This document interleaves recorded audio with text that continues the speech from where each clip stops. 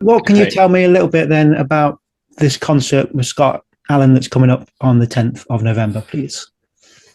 Well, I believe it is a celebration of the mainly of the album "Dreaming Wide Awake" that Scott released uh, 15 something years ago, Yeah, I think it was 15. and then there's also songs from various other albums that he's done along the way. But the focus being "Dreaming Wide Awake." Some great vocalists on board singing in this show, and I just feel very lucky that I was asked to come and be a part of it. And where does your kind of association with Scott begin? When did that kind of happen? Scott and I started to work together in 2010 when Simon Grief, a director friend of ours, was putting together a song cycle of Scott's work. And so upstairs in the top rehearsal room of what is now His Majesty's Theatre, where Phantom is, Yeah. we got together and it was myself, um, Ashley Gray, Hadley Fraser, Susanna Fellows, I think. Excuse me. I'm not sure if there was a fifth person, and I apologize if there was, and I can't remember. But I Yeah. definitely remember the four of us. Simon Beck was the MD. I remember that. And essentially, we were just playing around with Scott's songs, trying to put them together as some kind of sort of through line without setting up a musical through line in any way, just like continuation of like my character would have certain songs that when I came back, it sort of told some sort of narrative. And that was where I first met Scott and started to work with him. I'd known about the Dreaming Wide Awake album, so that was quite exciting. So at the time, it was a lot of those songs, plus a few extra new ones that he had been working on for his subsequent albums and just little projects he was doing. And so I was lucky that I got to sort of premiere and sing two new songs from him. And what kind of draws you to his music and lyrics? I think Scott's the kind of writer where, and I mean this with no disrespect to him, technical side of writing is a secondary thing. Yeah. I feel like Scott is very heavily led by emotion and experience, and a lot of his songs have been sort of autobiographical along the way. And because of that, there is a vulnerability and an honesty about them, which, if you started from an incredibly technical perspective, you have to work harder to sort of, I guess, find and discover that emotion through the way that you're trying to write the song, where it feels like Scott's work is banged straight at you with this is the emotion of this number, and it's going to pull your heart on this journey that we're going to go on. So, yeah. And then obviously you compose and everything yourself. Then how do you prepare for a concert, say more than when you're not in character, you're just singing as you? How do you prepare for that? Well, I'm getting older, so remembering the words is the first thing. Um, I think when it comes to preparing, like I, I sort of I know. Luckily, I know some of these songs already, but I do a lot of symphony gigs these days as well, and it's purely repetition, repetition. Once it's gone in and in and in, and that is writing the lyrics down. It is practicing the melody, trying to find someone with a piano that I can sing with or rehearse with, Yeah. whatever needs to be done to make sure that I've run through the song enough. Because I guarantee you, even what I'm 17, 18 years into this industry now, Yeah. um, it feels like I still get incredibly nervous every time I have to do a concert. But I also thrive on that. I love that. I love that sort of anything can happen because it's a one off and we haven't had a 4 to 6 week rehearsal process to really iron it out. So I think as long if you know the material and I've put in the work to get it into my brain and into my muscles and feeling it, then it becomes all about just delivering the emotion and with as much honesty as possible. So yeah. I guess it's like a nice gathering almost of like friends, like say Scott, you've known for a little while now, and then the performers you're performing alongside. It must be quite a nice thing to be just doing that in that kind of more, I say relaxed environment. Obviously there's nerves, but a relaxed environment like that. Well, if there's one thing I've learned from working with Scott over the years is you never know what's going to happen when you walk out on stage with Scott, and that's in the most fun way. We have great conversations. We sort of just see what happens, and if something goes wrong, it goes wrong. But hopefully, it doesn't. But it is. He's I think maybe Ollie Thompson as well, but I think we're probably the oldest people as far as like long-standing relationship with Scott is concerned. So I think it's going to be very easy breezy for us in that sense. And obviously, Cadogan Hall, beautiful venue. How excited are you to be there? Yes. Well, I'm just trying to think. I have. I don't think I've performed there. I've produced things there, but I Yeah, don't think I've ever actually performed there. So this is going to be a really lovely moment for me to kind of get a chance to feel what it's like to stand on that beautiful stage in that incredible venue and just sing a couple of songs. it's going to be amazing. I'm going to now move on to more about you because Oh, endless questions about you and your career. okay, I'll do my best. Scrolling back though to your beginnings, really, when did you kind of know that performing, composing, even producing, that was something for you? Right. Okay. So let's go back. My family, like my immediate family, my parents and my brother and I, we were living down in Portsmouth, but we're originally from the West Midlands, up in at that time it was Kidderminster, where I was born. Yeah, So, but my grandparents still lived in the West Midlands. So we would every now and then get in our Renault and we would drive up the motorways and go and visit my grandparents. And so obviously it was a different time then. The cassette tapes were all we had to entertain us, or counting cars as we drove past them. yeah, So we would play all these games, and then Mum put on this music, and I was like, "Oh, what is this music?" And it ended up being the Phantom of the Opera by Andrew Lloyd Webber. And I was like, "What is this?" She's like, "Well, it's a musical." I was like, "What's a musical?" yeah. And that was it. So I have a sort of a visceral memory of being 6 years old in a car, and my first exposure to musical theatre was then. I then started doing every school play. I joined every amateur dramatic society, and then in 20, no, not 20, 1997, oh gosh, yes, 1997, I joined the National Youth Music Theatre and had my first experience of being in a sort of semi-professional to professional level production. And we did Bugsy Malone and Tin Pan Alley in Edinburgh, and I think in Ireland maybe at one point. It's a long time ago Yeah, for me. yeah, yeah. But then the show transferred to the West End, and we played at the Queen's Theatre, which is now the Sondheim Theatre. We played there for 3 months, and like, as a kid doing stuff like that, you feel like cloud nine. So as far as performing is concerned, that sort of kick-started everything. And then my school music teacher told me I should go an audition for the Brit School in Croydon, which I did, and I got on their musical theatre program. And then eventually I went to Mount View Academy of Theatre Arts and did a bachelor's degree there. Then when I graduated, I was lucky enough to get into Parade at the Donmar, and that was it. My performing Yeah. career began. As far as writing is concerned, I always loved writing, and I think as a young musical theatre boy in the early '90s, at a school that predominantly focused on sport and other academia rather than theatre. It's fair to say I was a little bit of a target for some quality bullying. And as a result, I would spend some time just sat in the piano rooms, just listening to music, playing music, just loving it. And that's when I sort of started to teach myself piano, and then started to write basic songs on chords, because I still loved theatre. I loved storytelling and what a song can do and what a lyric can do to bring something new out into a story.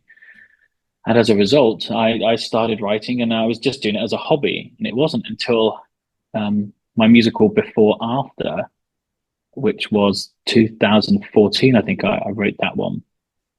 That was the first time I'd finished a complete show to the level of workshop and performance, and it suddenly kickstarted a professional arm to my writing career.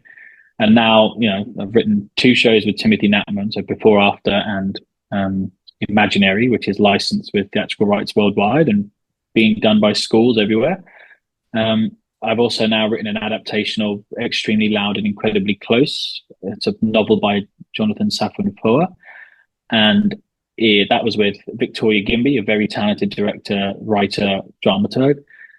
And I'm currently working on a show called Man vs. Snake, which is the story of the first child kid that got 1 billion points in an arcade machine in 1984.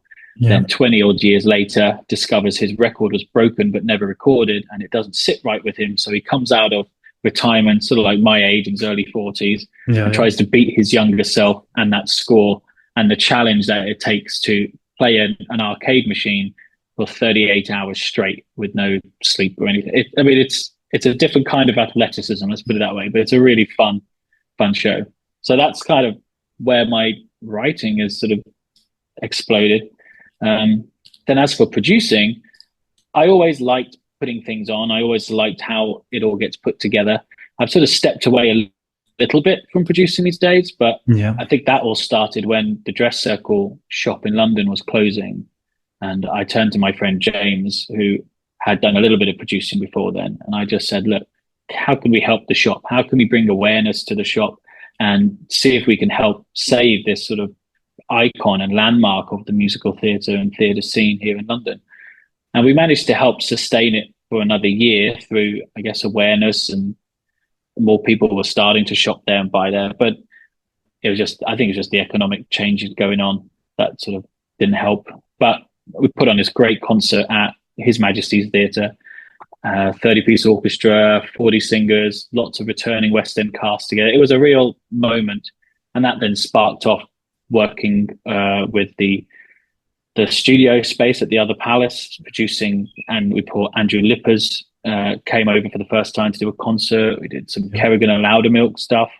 What else did we do? Scott Evan Davis, we debuted a new show by him. And then we ended up being producers on the Addams Family first UK tour, Spoonful of Sherman UK tour, and then various investments and various different shows along the way. It was a crazy time being a producer. You learn a lot about the industry, and I've really appreciated it. But I love writing and performing as a forefront, so I'm sort of taking that step back from producing to focus on that stuff. And then that was a long answer, wasn't it? That was a very long answer. It's good. It's good. This is going to kind of like condense it down. Like, it's hard to say probably for you, but what's been like the highlights of your career, would you say, so far? Oh, right. I would say, okay, there's been a couple. So, like, obviously, the first rehearsal day of Parade, the Donmar, was an incredible moment, because we had all the meet and greet in the morning, and we saw the sets and the designs, and then we had to sit and read. But they said, if you know some of the songs, the key songs along the way, just sing them, and if not, then Jason and they'll do all the other bits. So obviously my character started the entire thing. It was also, it's my first job. It was also my birthday. So everything was all a little bit heightened. And I was in a room with some iconic performers that I thought were just mesmerizing every time I saw them. Yeah. And I was there with Jason Robert Brown, who at that point, as a musical theatre student, he had exploded, and like anyone would give their right arm to work with on Jason's material, let alone Parade, which I still think is arguably his greatest piece that he's written. He may differ now, but for me, I just think it's incredible. So as a result, that day, and having to just suddenly start singing the Old Red Hills of Home in front of all of these people and just be like, this is kind of why I'm here, I think. Just gave it everything I got, and that sort of set the tone of the room, I think, and like everyone said to me afterwards, when you started singing that song, we were like, oh yeah, no, we're in a show, aren't we? This is a great song, and this is it. This is the show. So that was incredible. I think then a career highlight, producing that Dress Circle benefit gala. As soon as the Gypsy Overture started up, I hadn't done it before and had worked so hard. We had a sold out house. Everything was sort of happening. And I just burst into tears as soon as the orchestra struck up. And it was mind blowing. Other career highlights. Shrek the Musical would be a good career highlight. Original West End cast, being a tap dancing rat on Drury Lane is never a bad thing. So just to say that, I got to perform on the Theatre Royal Drury Lane is just something else. And then I think the other one I would probably say is when I was one of the producers for the beginning of the London Musical Theatre Orchestra, the LMTO. we managed to get Jason back to conduct Honeymoon in Vegas at the London Palladium. So, and I had worked a lot of front of house shifts at the London Palladium over the years, in between jobs. It was kind of like my home when I'm not doing what I trained to do, sort of thing. Yeah.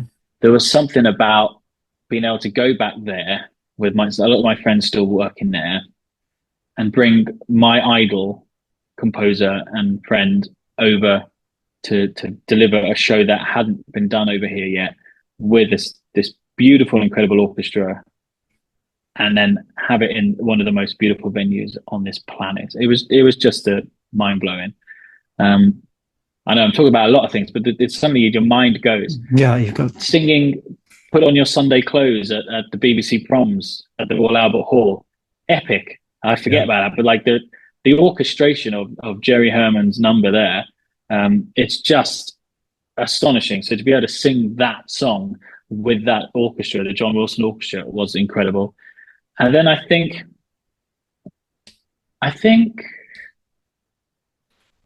at any time anyone performs anything that I've ever written, I think is a career highlight, because I always joke that, you know, I write some of these songs in the middle of the night and I might be in a dressing gown or something like that, you know? Yeah. And then at some point, somebody around the world is singing a song that I wrote in my dressing gown one night. It blows my mind. And I think I never want to lose that sort of, I guess, grateful attitude and humbleness of knowing, like, why would anybody do this? I'm grateful they do, but why? Cool. Yeah. So it's great. Mm-hmm. And I can't obviously not talk to you without mentioning Riff Raff, because I mean, Rock Horror is the show I've seen the most times. I won't tell you how many times because it's a high number, but I've not obviously seen you in it, but I've seen it on YouTube enough times and everywhere, TikToks, everywhere. And it took off when I posted on TikTok. How was that kind of experience for you? And obviously you've done it 3 times, so you must have enjoyed it. But how was that for you? There is something about Rocky Horror. Like, it's funny how I didn't mention it as a career highlight. Yeah. Yet, I always remember in our production, Sam Buntrock directed, David Farley designed, BB Promotion were behind it at the time. They might be now ATG, I think, or BB, so I don't know what the relationship is there. But anyway, always good to mention the people that made you who you are, you know? Yeah, of course. I remember just before Frankenstein's Place, we had a big projector screen down in front projecting rain and outside world and getting closer to Frank's castle. And you have Brad and Janet walking from one side of the stage to the next and then back, as if on a journey, blah, blah, blah. Yeah. And then I remember I'd stand there waiting for my cue. And before I even start, I look out and there's just like thousands of glow sticks all waving in the air and everybody having a good time, a big noise. And then as soon as, it didn't matter whether it was me, it was more just as long as Riff Raff was there, the crowd went nuts. And so when the screen came up and the light came up on me, you suddenly hear this of sound come at you of people so excited to see your character. And that's the moment, you know, in the first time I think in my career when I was like, oh, this thing is bigger than anything I could ever envisage being. You know, this is a thing on its own. And I was just really proud to be a part of it. And Riff Raff is just, he's the fun character. He's got some great songs. I love the challenge of being taller than Frank, but wanting to shrink myself to be always beneath him and smaller than him. So that's why I've got a bad back now, but at least the character was fun to create. It was great. You know, the company were great. The 3 times I did it all had very different things that I had to kind of overcome in my own life along the way. There's always a different challenge of some sort. Then the challenge of reinventing the character enough that it still feels fresh for you after 1,000 time warps. Yeah. But also not changing it so much that it becomes different to what I originally created. And there's something about it that even now at 41, when they announced the new cast of the new tour going out, I was like, could I have done it again? Yeah. No, absolutely not. I don't, as much as I would genuinely love to. I've got a wife, 2 kids. I'm a little bit bigger than I used to be. That's having kids for you. Yeah. And I'm 41 and my back probably wouldn't be able to handle it. I need to I need to fix that a little bit more before I start bending over like a weird lizard alien thing. Yeah. But there's something about the show just draws you back in.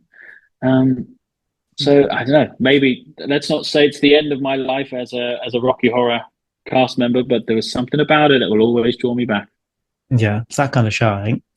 Hmm. And then you've already touched on Dress Circle, and Dress Circle certainly makes me think. So have you, and like you say, the concert, I was there that night, incredible night. Oh, I think it was Ellen Green. I think that was like the moment. I was like, this is insane. I mean, Ellen is just. I remember. I think after one of the rehearsals, I think we went out, or I did a show or something. And I can't remember what, but she was at something, and then she was staying near Charing Cross, and we just sat on the steps of Charing Cross for hours, just talking, Yeah, just hearing stories and everything. And she was a big advocate for like, I need to connect you with Alan Menken, and I want you two to try to write something together. Which we yeah, never got to write together, but we did meet and we did have a chat. So that was really kind of cool.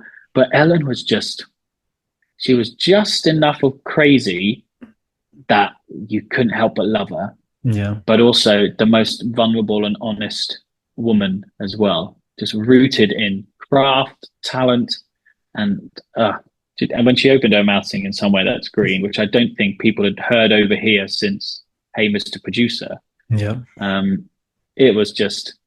She even made them fly her wig over because she yeah, wouldn't do it without wearing the wig, and I was like, "You can do whatever you want, you know. yeah, You're yeah. Ellen Green." It was a moment, and I think very emotional for her as well because I don't think she had sung it in the West End for such a long time as well. So it's really cool. And obviously, then your album goes back kind of almost 15 years as well. Like the original album, All Things in Time. How do you kind of reflect on that and looking back now? It's still available if anyone wants it. Still available out there. Yeah, still streamable. Yeah, I'm really proud of that album. Uh, I feel young when I listen to it, but yeah, there were so many wonderful songs on there and so many wonderful experiences with different writers. Um, and like, I debuted a brand new Jason Robert Brown song. I got to fly to LA and record with him and string players that were playing on Lost, the last episode of Lost on the day that I recorded that. And it's just a wonderful collection of a generation of upcoming and exciting writers. And it's a representation of things that I stand for.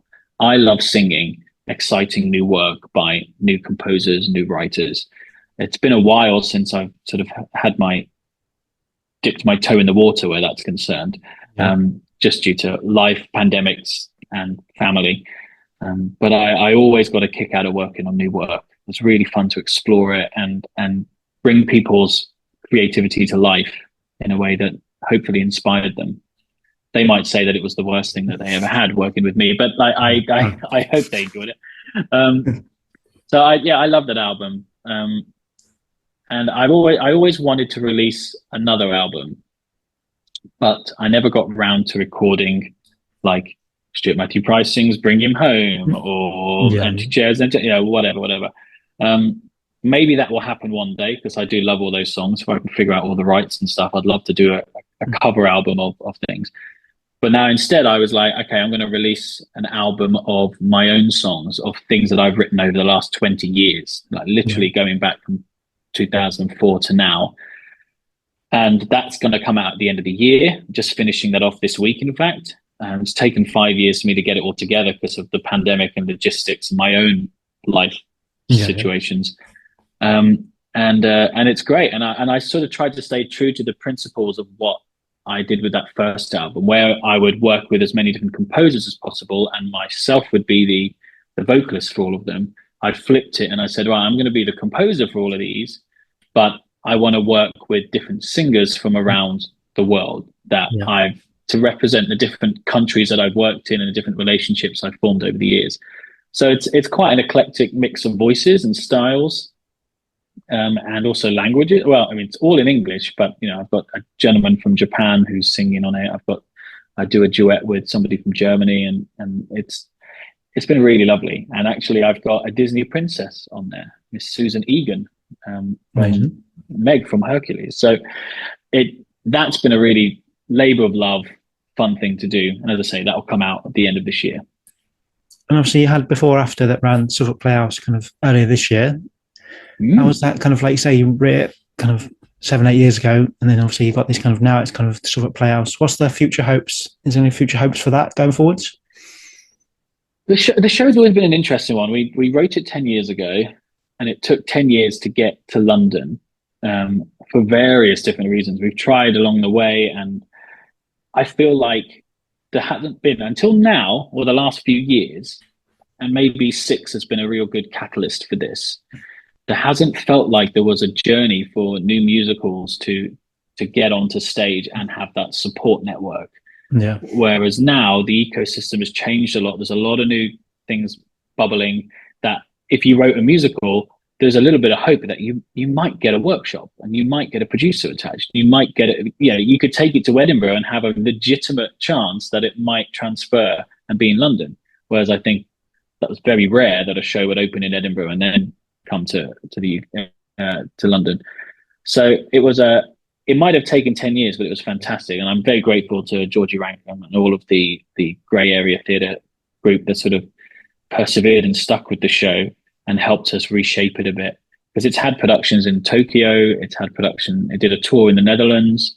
After it closed in London, we had a production in Vienna. And as for the future, we're in talks about a production opening in Berlin next year in Germany. There was a conversation about Korea, but I'm not sure. I think that might have died down a little bit. yeah, Possibly a concert in Japan to commemorate or celebrate the anniversary of the show. So I don't know. I'd love more to happen with it, but the fact that it's had its time, I've got new shows that I want to see happen. To be honest, the new show I'm writing with Tim, and yeah. So, but before or afterward, it will always have a very special place in my heart. It was the show I needed to write at the time. yeah, of course. And then, what kind of advice would you give yourself, say, like your 20 year ago self from now? What would you give yourself advice? Well, I hope it's not sort of detrimental to my future, but I'd say work harder. Don't take it for granted. Don't sort of coast your way through it. I remember being excuse me, getting an underground train with Hadley Fraser, and he just said to me, he's like, "Stu, the work is all that matters." And I know it's like probably a bit of a sort of generic thing, but like at the time, I sort of needed to hear that, because it's too easy to think about, I could be a star in a show, or I could get the best reviews, or I could conquer the world, go to Broadway, do all these things. You can't control any of that stuff. Yeah. Okay, you can dream about it, but it's out of your control. Especially the more you collaborate with other people, and the bigger that net goes, the more that everyone's opinions and thoughts get in. You control even less. So all I can control is the output that I give, how much work I put into something, how much commitment and of my own creativity and honesty that I put into my work. And if that comes across and it's a success, brilliant. If not, well, art is subjective at the end of the day, isn't it? Of course. I don't know if they prepared you for this question, but they may have done. I sent you the Zoom link. But if you were stranded on desert island with 3 musical theatre soundtracks, what soundtracks are you taking with you? Well, it's a good job that I did read the email, wasn't it? Yeah. So I do. Okay. And there's reasons for all of these. Yeah. So I'm gonna kick off with the 1984 original Broadway cast of Sunday in the Park with George. Seems like a bit of an obvious one, but if you're going to pick a Sondheim, and it was a toss-up between this and Sweeney Todd. Yeah. The Sweeney Todd is just stunning.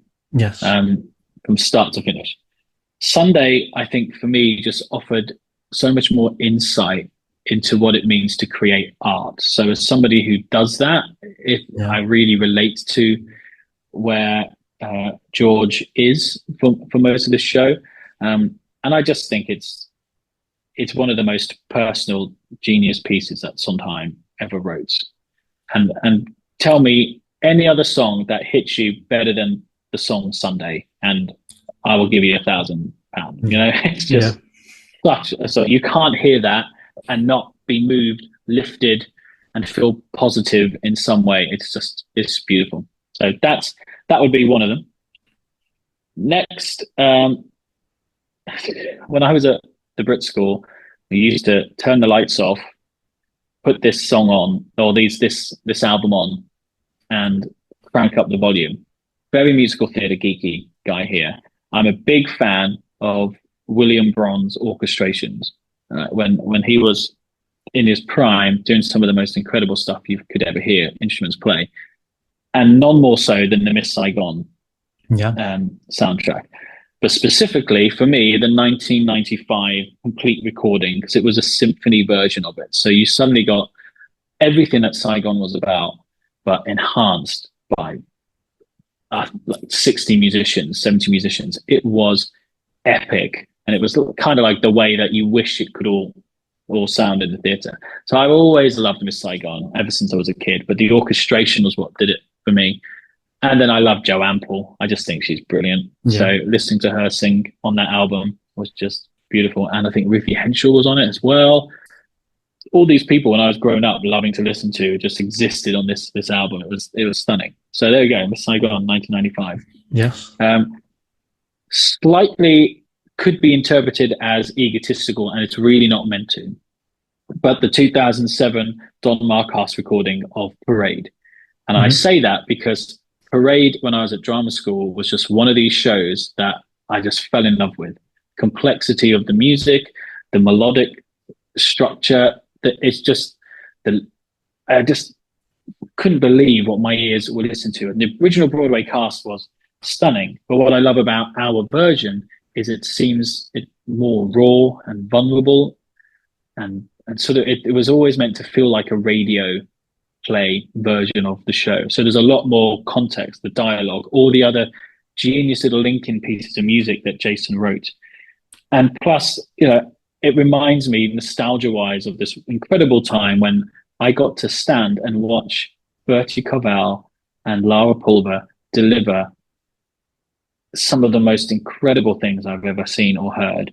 Yeah. He had Sean Escoffery singing things that weren't even possible, or you didn't think were possible in 2007. He was mind-blowing. I mean, he still is mind-blowing, but like at that point, it's like you've been hit with a bus of epic sound. There's just nostalgia. So that, I think that one would allow me to escape back to things that I really loved and what the core of my passion for theatre is. And to wrap everything up, my final question: what kind of, at this stage of your career, keeps you inspired to keep performing, keep composing, and just keep going in the industry? Well, I'll be honest, in the last 5 years, my focus sort of dissipated a little bit.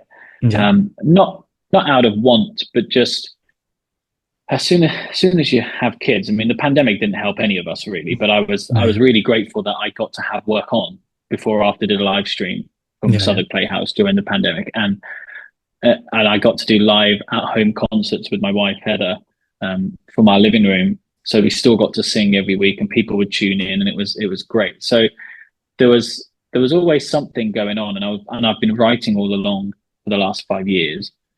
But, when you have kids, time disappears, your whole life changes, and you have to focus purely on keeping these little humans alive. Thankfully we have, and Heather's been amazing at that.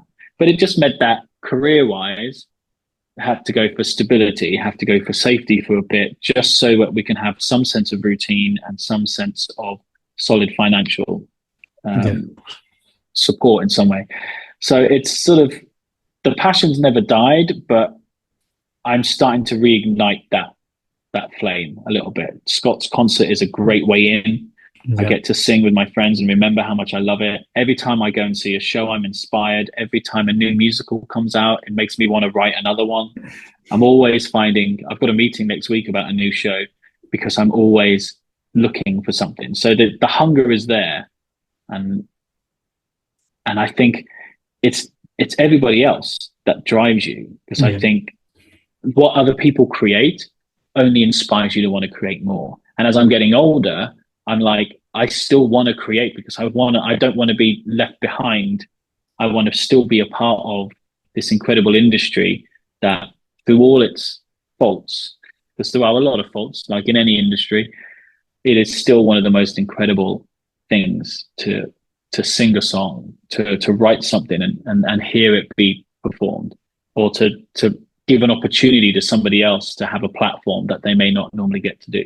And I only ever started caring about all of this because I loved the idea of people escaping from their daily life and being responsible for that, whether that was singing a song, whether that was writing the show they were watching, whether it's producing the show that they're watching, to give people an opportunity to get lost in another story and escape their day-to-day life.